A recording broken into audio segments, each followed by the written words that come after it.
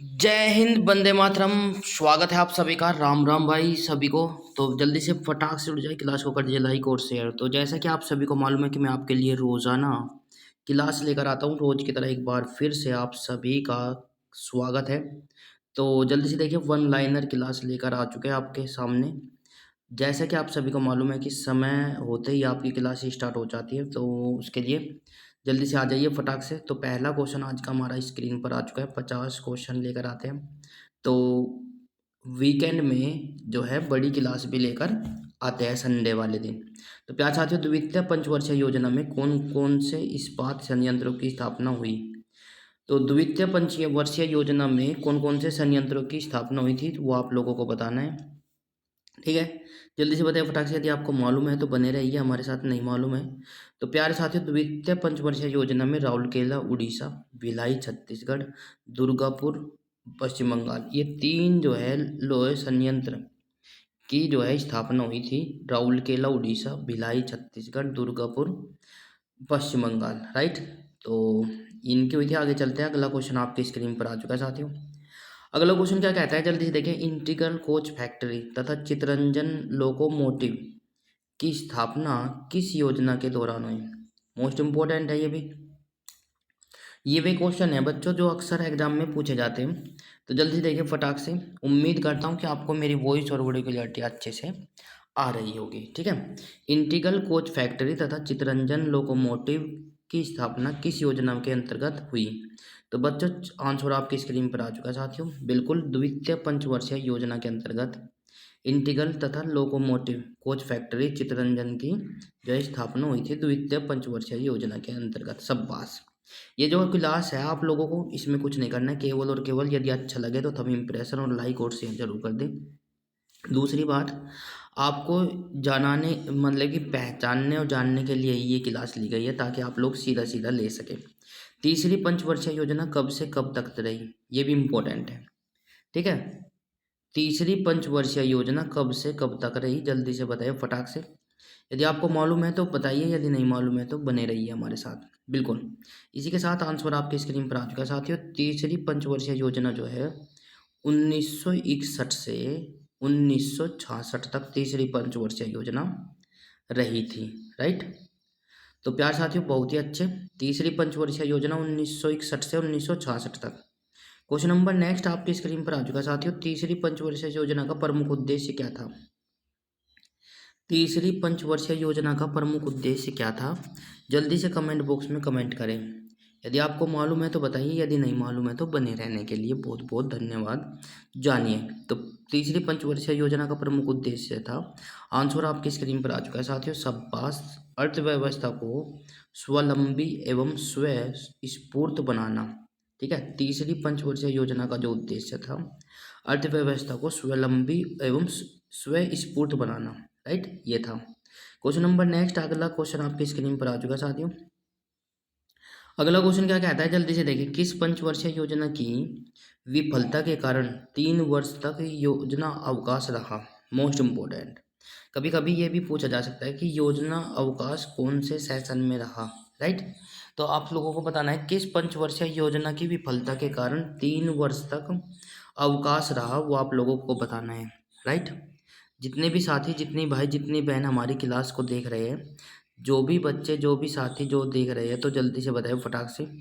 तो किस पंचवर्षीय योजना के विफल होने के बाद 3 वर्ष का योजना अवकाश रहा? तो प्यार साथियों बिल्कुल, तीसरी पंचवर्षीय योजना जो है विफल होने के बाद उसकी जो है उसके बाद 3 वर्ष तक अवकाश रहा, क्योंकि 1961 से 1966 तक चली थी। फिर ये 3 वर्ष तक की अवकाश रहा था, राइट। तो इसी के साथ क्वेश्चन नंबर नेक्स्ट आपकी स्क्रीन पर आ चुका है साथियों। क्वेश्चन नंबर नेक्स्ट क्या कहता है, जल्दी से देखिए। वार्षिक योजना किन वर्षों में लागू की गई? वार्षिक योजना किन वर्षों में लागू की गई? जल्दी से बताइए फटाक से। उम्मीद करता हूँ कि मेरी वॉइस और वीडियो क्लियरिटी आपको अच्छे से आ रही होगी। तो जल्दी से देखिए, वार्षिक योजना किन वर्षों में लागू की गई? तो आंसर आपके स्क्रीन पर आ चुका है साथियों। 19 वार्षिक योजना जो है 1966 से 1969 में, राइट। ये 3 साल जो है अवकाश के रहे थे तीसरी पंचवर्षीय योजना विफल होने के बाद।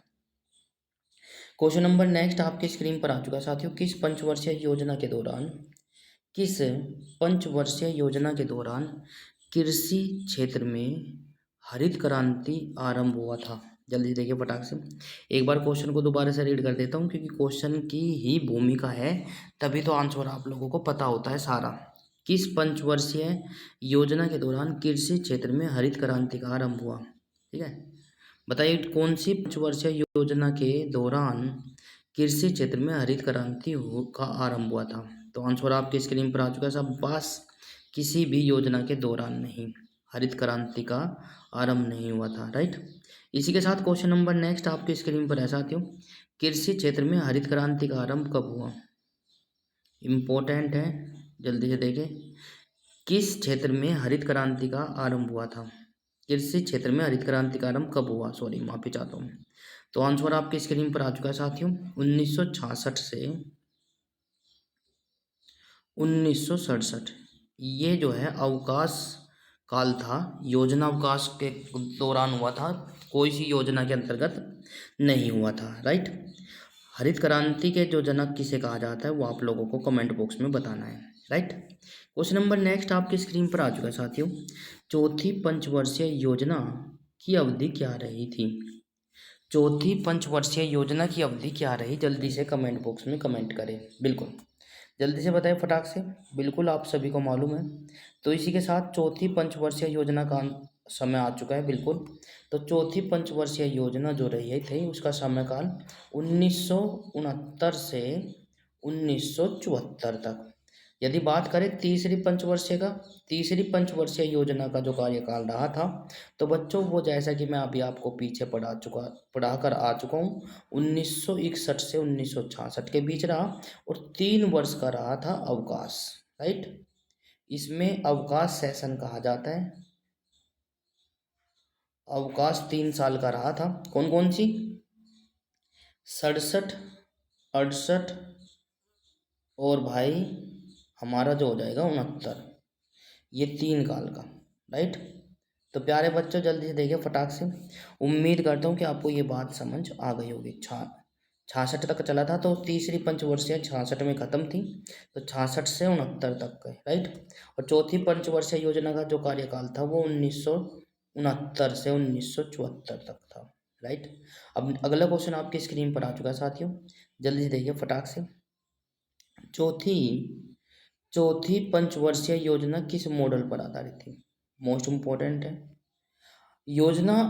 पंचवर्षीय योजना से संबंधित एक क्वेश्चन अक्सर पूछा जाता है। यदि आप लोगों ने एग्जाम दिया हुआ है तो आप लोगों को पता होगा, बिल्कुल। तो प्यार साथियों जल्दी से देखिए फटाक से क्या हो जाएगा। चौथी पंचवर्षीय योजना किस मॉडल पर आधारित है? कमेंट बॉक्स में कमेंट करें, बिल्कुल। तो प्यार साथियों चौथी पंचवर्षीय योजना, बिल्कुल सही जवाब। चौथी पंचवर्षीय योजना जो है ओपन कंसिस्टेंसी मॉडल पर आधारित है। ओपन कंसिस्टेंसी मॉडल पर आधारित है चौथी पंचवर्षीय योजना। यदि कार्यकाल पूछे तो 1969 से 1974 तक की चौथी पंचवर्षीय योजना का कार्यकाल रहा, राइट। तो प्यार साथियों इसी के साथ क्वेश्चन नंबर नेक्स्ट आपकी स्क्रीन पर आ चुका है साथियों। उम्मीद करता हूँ कि मैं आपको मेरी वॉइस और वीडियो क्लियरिटी अच्छे से आ रही होगी। तो प्यार साथियों जल्दी से देखिए, ओपन कंसिस्टेंसी मॉडल किसने तैयार किया? ये भी इम्पोर्टेंट है। चौथी पंचवर्षीय योजना किस पर आधारित है? ओपन कंसिस्टेंसी मॉडल पर आधारित थी। ये किसने तैयार किया था ये भी आप लोगों को पता होना चाहिए। तो आंसर आपके स्क्रीन पर आ चुका है साथियों। अशोक रुद्र तथा एलन एस मात्रे। अशोक रुद्र तथा एलन एस मात्रे ने ओपन कंसिस्टेंसी मॉडल जो है तैयार किया था चौथी पंचवर्षीय योजना के लिए, ठीक है।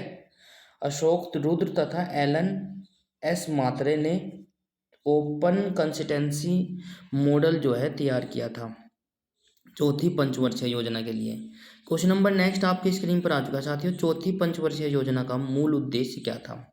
ये भी इम्पोर्टेंट है। देखो एक एक पॉइंट एक एक सब ये क्लियर करा देंगे। वन लाइनर क्वेश्चंस का मतलब है आप लोगों को कि आपका एक पॉइंट लेकर चलेंगे, जैसे कि पंचवर्षीय योजना चल रही है, तो पंचवर्षीय योजना के सारे जो पॉइंट है वे सारे क्लियर करा देंगे, राइट। तो प्यार साथियों जल्दी से देखिए फटाक से, चौथी पंचवर्षीय योजना का मूल उद्देश्य क्या था। तो मूल उद्देश्य जो था प्यारे बच्चों, आंसर आपके स्क्रीन पर आ चुका है, स्थिरता के साथ आर्थिक विकास और आत्मनिर्भरता की प्राप्ति। ठीक है, चौथी पंचवर्षीय योजना का मूल उद्देश्य जो था, स्थिर स्थिरता के साथ आर्थिक विकास और आत्मनिर्भरता की प्राप्ति था, राइट। तो प्यार साथियों जल्दी से देखिए फटाक से, क्वेश्चन नंबर नेक्स्ट आपकी स्क्रीन पर आ चुका है साथियों। 14 बैंकों का राष्ट्रीयकरण MRTP अधिनियम तथा बर्फ बफर स्टॉक की धारणा किस योजना के दौरान लागू हुई। जल्दी से बताएं फटाक से। 14 बैंकों का राष्ट्रीयकरण MRTP अधिनियम तथा बफर बफर स्टॉक की धारणा किस योजना के दौरान लागू हुई। तो आंसर आपकी स्क्रीन पर आ चुका है साथियों, 14 वर्षीय योजना के अंतर्गत। 14 बैंकों का राष्ट्रीयकरण कब हुआ था, तो चौथी पंचवर्षीय योजना के अंतर्गत हुआ था, ये मैंने आपको बता दिया। क्वेश्चन नंबर नेक्स्ट आपकी स्क्रीन पर आ चुका है साथियों। 14 बैंकों का राष्ट्रीयकरण किस वर्ष किया गया। बिल्कुल, यदि आपसे किस पंचवर्षीय योजना में किया गया है, तो चौथी पंचवर्षीय योजना में किया गया था। किस वर्ष किया गया, तो चौथी पंचवर्षीय योजना यदि बात करें तो 1969 से 1974 के काल थी चौथी पंचवर्षीय योजना का काल। तो इसी के साथ आंसर आपकी स्क्रीन पर आ चुका साथियों, 1969। ठीक है, 1969 के समय जो है 14 बैंकों का राष्ट्रीयकरण किया गया था, 1969 में, राइट।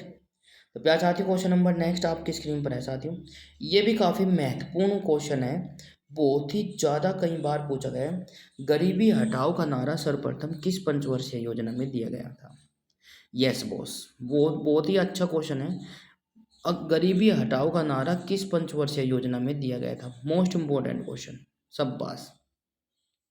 जल्दी से बताएं फटाक से, गरीबी हटाओ का नारा सबसे पहला नारा था ये जो पंचवर्षीय योजना में दिया गया था। गरीबी हटाओ का नारा किस पंचवर्षीय योजना में दिया गया था।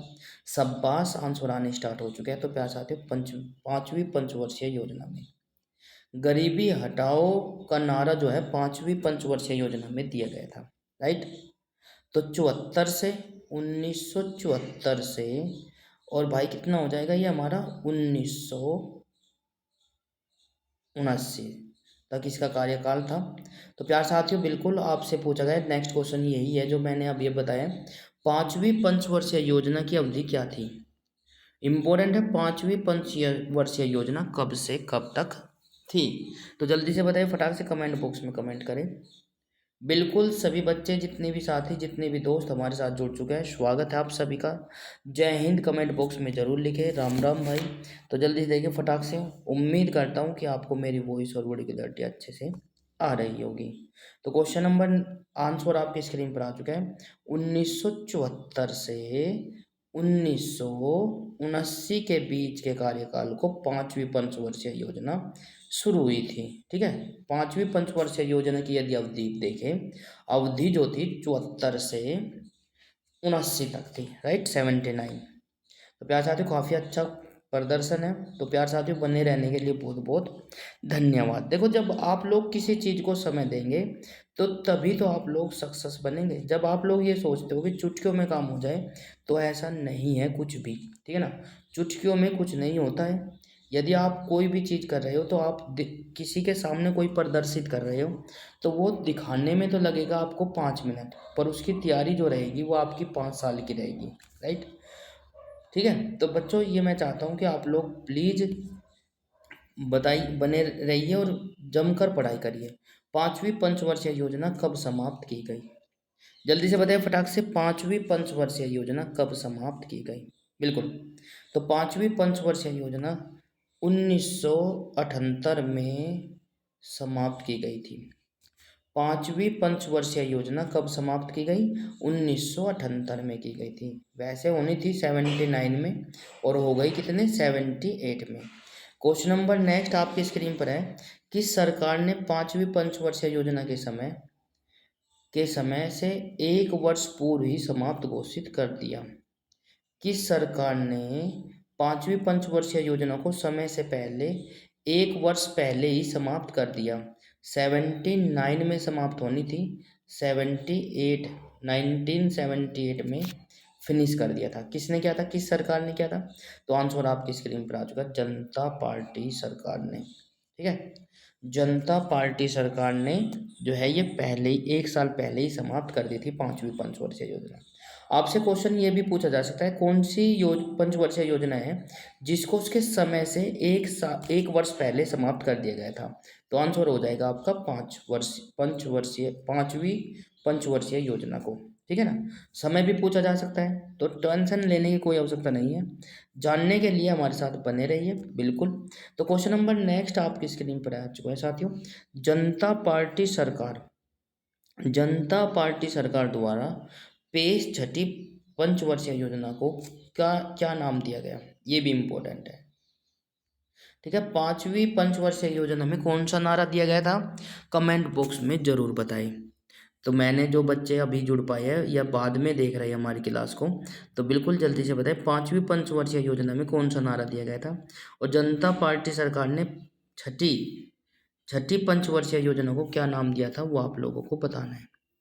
राइट, बिल्कुल। तो इसी के साथ आंसर आपकी स्क्रीन पर आ चुका है साथियों।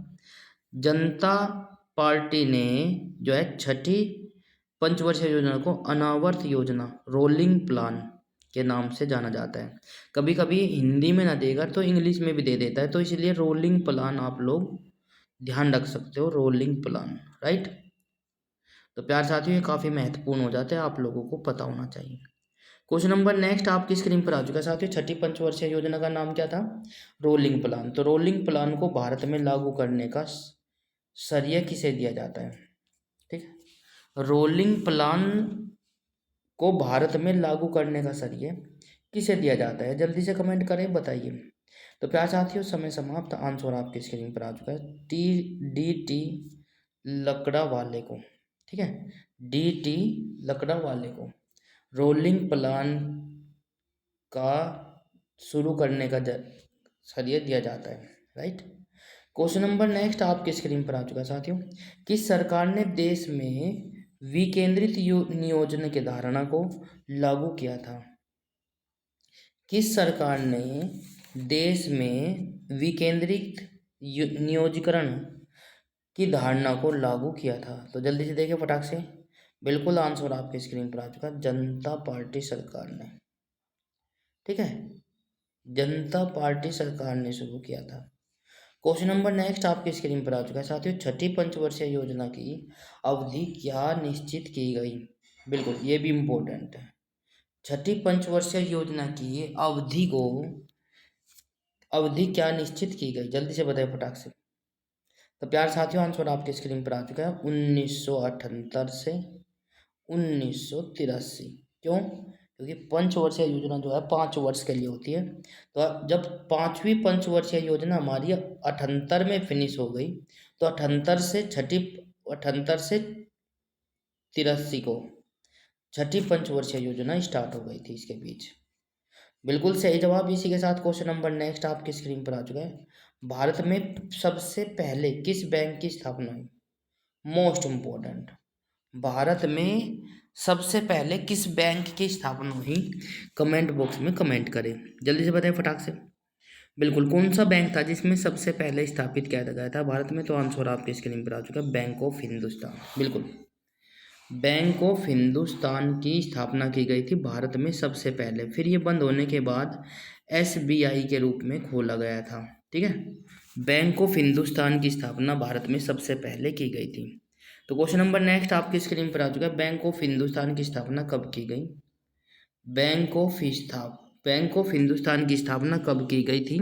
स्थापना तो जल्दी देखिए फटाक से कमेंट करिए और बताइए। जितने भी साथी, जितने भी दोस्त हमारे साथ जुड़े हुए हैं, बिल्कुल आप सभी का स्वागत है। हाथ जोड़कर निवेदन है कि क्लास को ज़्यादा से ज़्यादा शेयर करें, ताकि और बच्चे भी हमारे साथ जुड़ सके और कह सके कि ये हमारे एरिया का नंबर 1 चैनल है। तो आंसर आपकी स्क्रीन पर है साथियों, 1770 में 1770 में बैंक ऑफ हिंदुस्तान की स्थापना की गई थी। बैंक ऑफ बंगाल की स्थापना कब की गई? जल्दी से बताएं फटाक से। बैंक ऑफ बंगाल की स्थापना कब की गई? कमेंट बॉक्स में कमेंट करें। शाबाश।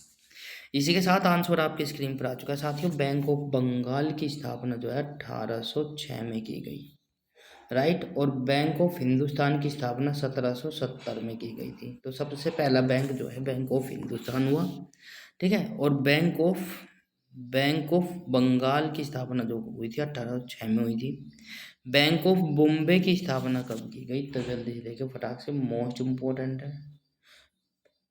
बैंक ऑफ बॉम्बे की स्थापना कब की गई वो आप लोगों को बताना है। तो प्यार साथियों 1840 में,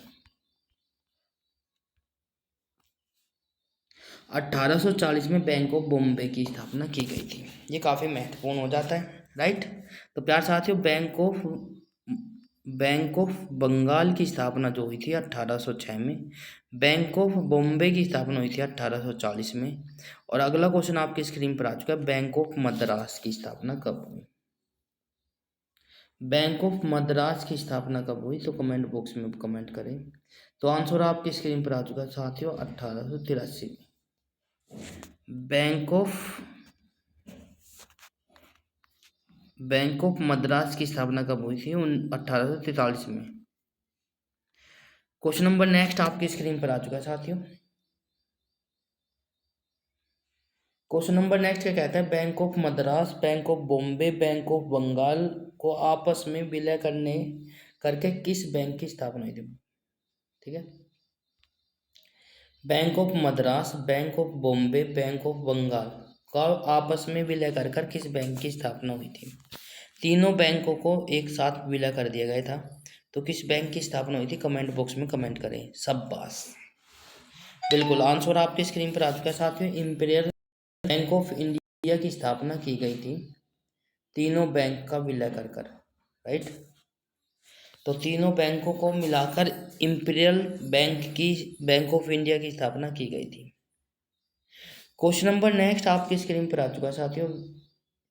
इंपीरियल बैंक ऑफ इंडिया के संस्थापक कब की गई? इंपीरियल बैंक ऑफ इंडिया की स्थापना कब की गई? जल्दी से बताएं फटाक से। प्यारे साथियों, जितने भी दोस्त, जितने भाई, जितने बहन हमारे साथ जुड़े हुए हैं या क्लास को देख रहे हैं, तो एक बार क्लास को पूरा देखने के बाद जब डिसाइड करना है कि चैनल को सब्सक्राइब करना है या नहीं, ठीक है। यदि आपको अच्छा लगे तो हाँ तो कर देना, अदरवाइज नहीं। फिर भी आप लोग बोल सकते हो कि चैनल आपका अपने एरिया का है भाई, ठीक है। 1921 में इंपीरियल बैंक ऑफ इंडिया की स्थापना 1921 में हुई थी, बिल्कुल। तो इसी के साथ क्वेश्चन नंबर नेक्स्ट आपकी स्क्रीन पर आ चुका है। इंपीरियल बैंक ऑफ इंडिया का राष्ट्रीयकरण कब हुआ?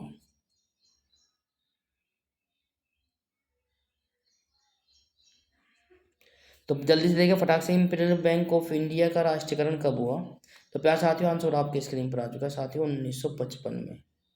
इंपीरियल बैंक ऑफ इंडिया का राष्ट्रीयकरण कब हुआ? तो बच्चों 1955 में। तो आंसर आपकी स्क्रीन पर आ चुका है साथियों।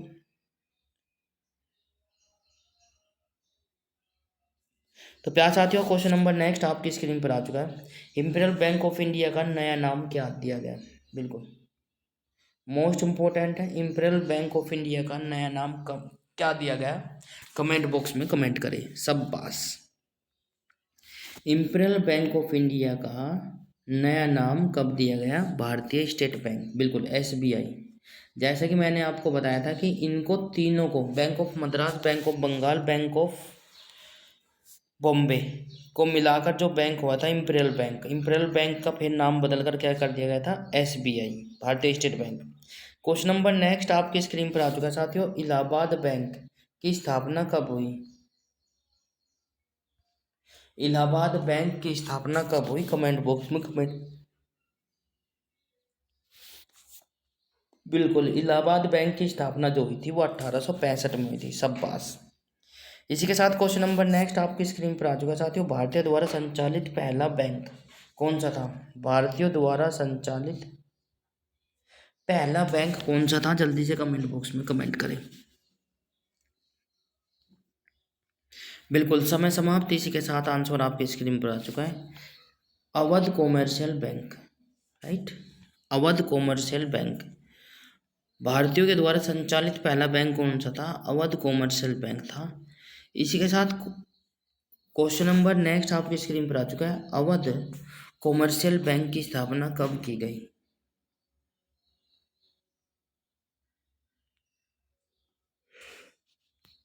अवध कॉमर्शियल बैंक की स्थापना कब की गई? कमेंट बॉक्स में कमेंट करें। तो प्यारे साथियों, 1881 में अवध कॉमर्शियल बैंक की स्थापना की गई थी। बिल्कुल। इसी के साथ क्वेश्चन नंबर नेक्स्ट आपकी स्क्रीन पर आ चुका है। पूर्ण रूपेण भारतीयों का पहला बैंक कौन सा था? तो जल्दी देखिए फटाक से, कौन सा हो जाएगा? पूर्ण रूपेण भारतीयों का पहला बैंक कौन सा था? पूर्ण रूप से। तो प्यार साथियों, भारतीयों का पहला पूर्ण रूपेण बैंक जो था, पीएनबी, पंजाब नेशनल बैंक भी बोल सकते हो, पीएनबी था। बिल्कुल सही जवाब। इसी के साथ क्वेश्चन नंबर नेक्स्ट आपकी स्क्रीन पर आ चुका। भारतीय रिजर्व बैंक ने कार्य करना कब शुरू किया? भारतीय रिजर्व बैंक ने कब कार्य करना शुरू किया? जल्दी देखिए, बात फटाक से बताएं कमेंट बॉक्स में। तो बिल्कुल सही जवाब। इसी के साथ आंसर आपकी स्क्रीन पर आ चुका है। 1 अप्रैल 1935 में भारतीय रिजर्व बैंक ने कार्य शुरू किया था। 1 अप्रैल 1935 में, राइट, भारतीय रिजर्व बैंक ने कार्य शुरू किया था। क्वेश्चन नंबर नेक्स्ट आपकी स्क्रीन पर है साथियों।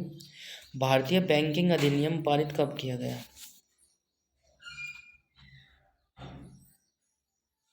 भारतीय बैंक अधिनियम पारित कब किया गया? तो जल्दी देखिए फटाक से, कब किया गया है? तो आंसर आपके स्क्रीन पर आ चुका है। भारतीय बैंक जो है अधिनियम पारित किया गया था 1949 में। तो प्यार साथियों, जल्दी से देखिए फटाक से, क्या हो जाएगा? नेक्स्ट क्वेश्चन आपकी स्क्रीन पर आ चुका है। छह बड़े छह बड़े व्यावसायिक बैंकों का राष्ट्रीयकरण छह बड़े व्यावसायिक बैंकों का राष्ट्रीयकरण कब किया गया?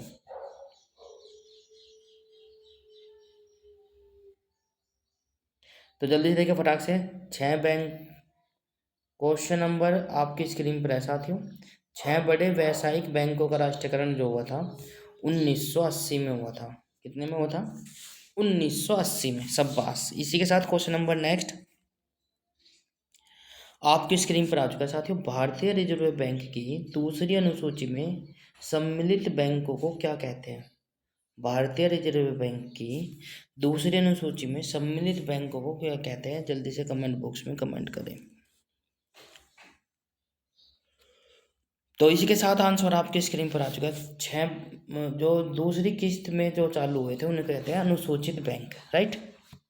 तो प्यार साथियों, क्वेश्चन क्या था? भारतीय रिजर्व बैंक की दूसरी अनुसूची में जो बैंक शामिल है उनको अनुसूचित बैंक कहते हैं। क्वेश्चन नंबर नेक्स्ट आपकी स्क्रीन पर आ चुका है साथियों।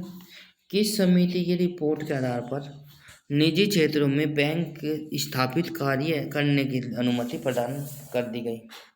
एक बार फिर से, किस समिति की रिपोर्ट के आधार पर निजी क्षेत्र में बैंकों को स्थापित करने की अनुमति दे दी है?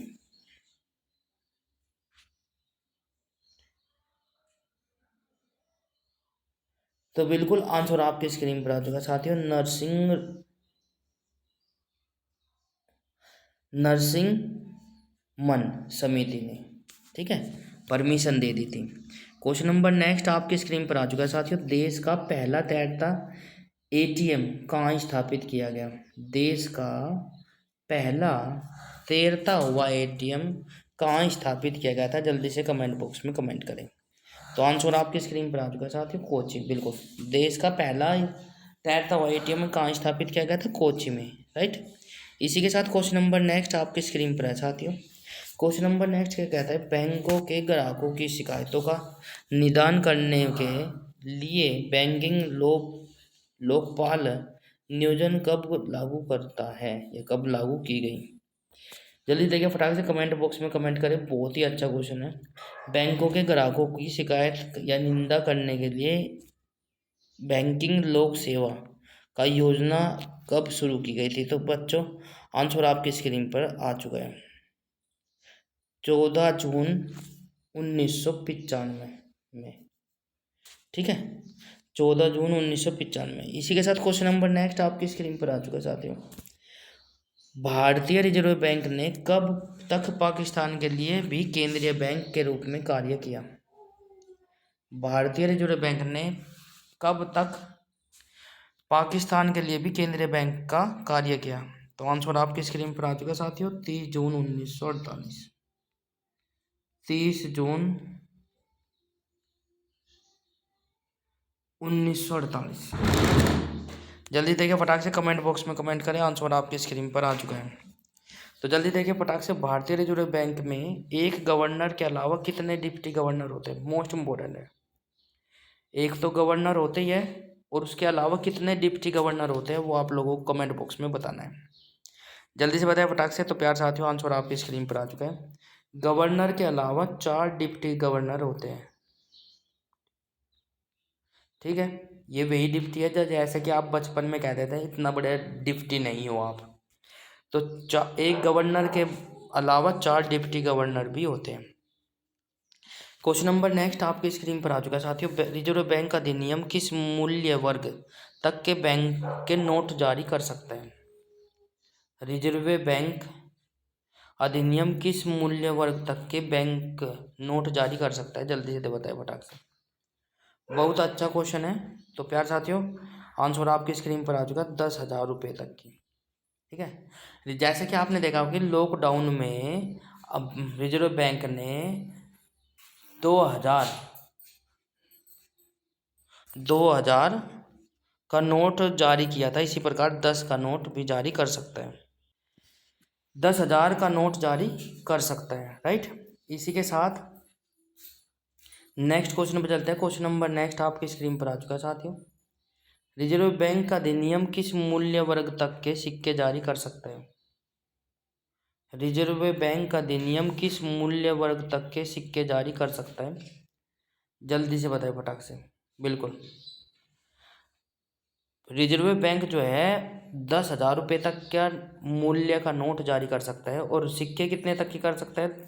1,000 रुपये तक की। रिजर्व बैंक जो है 1,000 रुपये के नोट तक की जो है सिक्के जारी कर सकता है। राइट, इसके साथ क्वेश्चन नंबर नेक्स्ट आपकी स्क्रीन पर है साथियों। आज की क्लास जो है काफ़ी इंटरेस्टिंग रहने वाली है। ये आप लोगों के लिए भी और आने वाले साथियों के लिए भी बहुत ही नॉलेज क्लास है, क्योंकि भाई ये पता होना चाहिए। राइट, ठीक है। रिजर्व बैंक नोट आधे को बस एक ही पता होता है कि एक ही गवर्नर होता है, पर मैंने कहा कि आपको बताया गया है कि गवर्नर के अलावा भी 4 डिप्टी गवर्नर होते हैं। राइट, ठीक है। इसी के साथ रिजर्व बैंक नोट मुद्रा लिमिटेड की स्थापना कब की गई? रिजर्व बैंक नोट मुद्रा प्राइवेट लिमिटेड की स्थापना कब की गई? जल्दी से बताइए फटाक से। तो आंसर आपकी स्क्रीन पर आ चुका है साथियों, 3 फरवरी 1995 में की गई थी। क्वेश्चन नंबर नेक्स्ट आपकी स्क्रीन पर आए साथियों। क्वेश्चन नंबर नेक्स्ट क्या कहता है? जल्दी से देखें। उस दर को क्या कहते हैं जिस पर केंद्रीय बैंक प्रथम श्रेणी तथा अनुमोदित हुंडियों का जमानत के आधार पर देश में वाणिज्य बैंकों को ऋण प्रदान करता है? जल्दी से बताएं फटाक से। उस दर को क्या कहते हैं जिस पर केंद्रीय बैंक प्रथम श्रेणी तथा अनुमोदित हुंडियों का जमानत के आधार पर देश को में वाणिज्य बैंकों को ऋण प्रदान करता है? तो आंसर आपकी स्क्रीन पर आ चुका है साथियों, उसको कहते हैं बैंक दर। क्या कहते हैं? बैंक दर, बिल्कुल। क्वेश्चन नंबर नेक्स्ट आपकी स्क्रीन पर आ चुका है साथियों। क्वेश्चन नंबर नेक्स्ट क्या कहता है? जल्दी से देखिए। प्रत्येक अनुसूचित वाणिज्य बैंकों को अपनी जमा का एक निश्चित अंश भारतीय रिजर्व बैंक में के पास नगद रूप में रखना अनिवार्य होता है, उसे क्या कहते हैं? बिल्कुल मोस्ट इम्पोर्टेंट है। यदि बैंक कोई है हमारा, तो उसके पास जितना धन होता है उसका निश्चित धन रिजर्व बैंक के पास जमा करना होता है बैंक को। ठीक है, तो जल्दी से बताएं फटाक से, क्या उसको क्या कहते हैं? जल्दी से बताएं फटाक से। बहुत ही अच्छा क्वेश्चन है, बिल्कुल। तो इसी के साथ आंसर आपकी स्क्रीन पर आ चुका है साथियों, नगद आरक्षित अनुपात। नगद आरक्षित अनुपात, जो बैंक जो धन जमा करते हैं उसका कुछ निश्चित धन बैंकों के पास, रिजर्व बैंक के पास जमा करना होता है, उसे नगद आरक्षित अनुपात कहते हैं। राइट, नेक्स्ट क्वेश्चन आपकी स्क्रीन पर आ चुका है साथियों। राष्ट्रीय साख परिषद की स्थापना कब की गई?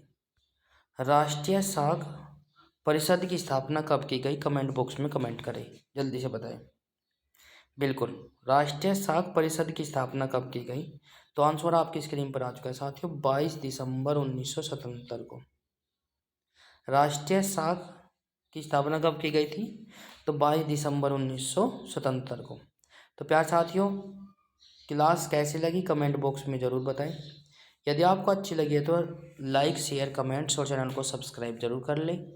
बेल आइकन अवश्य प्रेस करें ताकि आपको समय पर नोटिफिकेशन मिलता रहे। तो आज की क्लास में इतना ही, मिलते हैं नेक्स्ट क्लास में कल इसी वक्त इसी समय। तो हंसते रहिए। और कितने क्वेश्चन आप लोग जानते थे वो आप लोगों को बताना है और कितने नहीं, ठीक है। तो प्यार साथियों, आज जो है पंचवर्षीय योजना और बैंकों से संबंधित कुछ महत्वपूर्ण जानकारी लेकर आए थे। तो यदि अच्छा लगा है तो प्लीज़ थंब इम्प्रेशन ज़रूर दिखा दें।